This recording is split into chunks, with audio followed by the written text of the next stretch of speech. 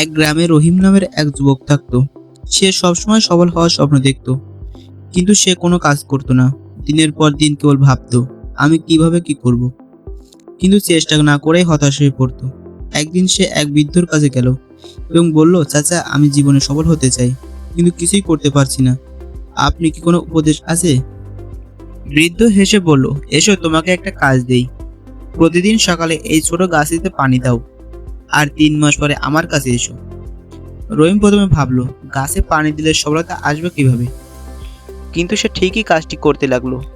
প্রতিদিন সে গাছে পানি দিত আর আগাছা পরিষ্কার করত।